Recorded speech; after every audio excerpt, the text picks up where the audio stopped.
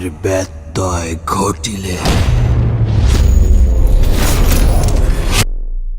শাকিব খানের ইচ্ছা পূরণ হলো না। গল্প গুণেই একটি সিনেমা দর্শকদের কাছে গ্রহণযোগ্য হয়ে ওঠে। তাই তো গুণী নির্মাতারা সব সময় বলে থাকেন, একটি সিনেমার ভিত্তি তার গল্প। মৌলিক গল্পের সিনেমা সবসময় দর্শকদের প্রেক্ষাগৃহে নিয়ে আসতে ভূমিকা রেখে চলেছে। এই ঈদে বাংলাদেশের প্রেক্ষাগৃহে মুক্তি পেয়েছে শাকিব খান অভিনীত তুফান নামে একটি সিনেমা। মুক্তির পর থেকেই নানান অভিযোগে অভিযুক্ত সিনেমাটি। প্রধানতম অভিযোগ ছিল, অনেকগুলো ভারতীয় সিনেমার মিশেলে তৈরি হয়েছে তুফান। মুক্তির পর থেকে সিনেপ্লেক্সে কিছু দর্শক হলেও সিঙ্গেল স্ক্রিনে ছিল দর্শকরা। এদিকে গত ৫ জুলাই ভারতের পশ্চিমবঙ্গে মুক্তি পায় তুফান। অনেক হাঁকডাক দিলেও শাকিবের বাজার যে এখনো কলকাতায় তৈরি হয়নি, সেটা আবারও স্পষ্ট হলো এ সিনেমার মাধ্যমে। তুফান ফ্লপ করেছে কলকাতায়। অর্ধশতাধিক হল নিয়ে মুক্তি দিলেও দর্শকরা শাকিবের এ সিনেমা নিয়ে ভারতীয় দর্শকরা নেতিবাচক মন্তব্য করেছেন। সেখানে মোটেও চলছে সিনেমাটি। এ বিষয়ে কলকাতা থেকে এক সাংবাদিক যুগান্তরকে বলেন, শাকিবের তুফান কলকাতাতে একবারেই চলছে না, আর চলবেই বা কেন? এই গল্পের সিনেমা তো আমাদের দর্শক আগেই দেখেছে। অনেক সিনেমার গল্প নিয়ে একটা জগা খিচুড়ি বানানো হয়েছে। কলকাতার স্মার্ট দর্শক অনেক এগিয়ে আছে, তারা অনেক আগেই এসব দেখে ফেলেছে।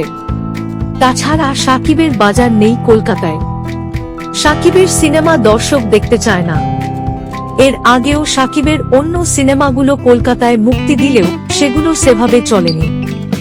এবারও বিভিন্ন প্রেক্ষাগৃহে গিয়ে আমরা খোঁজ নিয়ে দেখেছি, সেখানে দর্শক একেবারেই নেই। তিনি আরও বলেন, বাংলাদেশে তুফান সংশ্লিষ্টরা অনেক ফাঁকা আওয়াজ তুললেও কলকাতায় তারা পুরোটাই ব্যর্থ।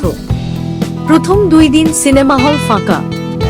আমাদের দর্শকরা এখন প্রভাসের কল্কি নিয়েই ব্যস্ত। পরের সপ্তাহেও আসছে হিন্দি সিনেমা।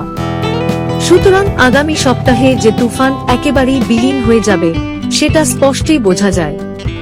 তাছাড়া এই তুফানে শাকিবের বিপরীতে অভিনয় করেছেন আমাদের কলকাতা মিমি চক্রবর্তী, যার নিজের দেশেই তার কোনো বাজার নেই। এদিকে কলকাতা শহরে তুফান পোস্টারে ছেয়ে গেছে বলে সোশ্যাল মিডিয়ার একটি মিথ্যা প্রচারণা চালাচ্ছেন ঢাকার কর্তৃপক্ষ।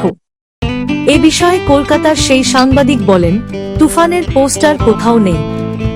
1-2 জায়গায় কয়েকটি পোস্টার রয়েছে।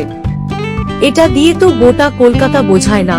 কলকাতা থেকে অনেকেই জানিয়েছেন, তুফান মূলত সেখানকার প্রযোজনা সংস্থা এসবিএফ4 সিনেমা।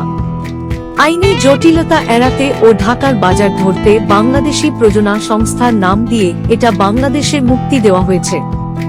এদিকে কলকাতায় ব্যর্থ হয়ে বিষণ্ণ মনে শনিবার দুপুরের ফ্লাইটে বাংলাদেশে ফিরেছেন শাকিব খান। সিনেমাটির প্রচারণায় সেখানে গিয়েছিলেন তিনি। আশা করেছিলেন কলকাতার এবার কিছু একটা করে দেখাবেন, কিন্তু তার সেই ইচ্ছা আর পূরণ হলো না। সেখানকার সিনেমা সংশ্লিষ্টরা বলছেন, কলকাতায় এত সুপারস্টার থাকতে শাকিব গিয়েই সেখানকার বাজার দখল করে নেবেন, এটা ভাবার কোনো কারণ নেই। অনেক সময় এমনও হয়েছে, মৌলিক গল্পের সিনেমা হলে দর্শক তা দেখেন, কিন্তু তুফানের গল্প নিয়েও রয়েছে নকলের অভিযোগ। তাহলে ব্যর্থ হওয়াটাই স্বাভাবিক।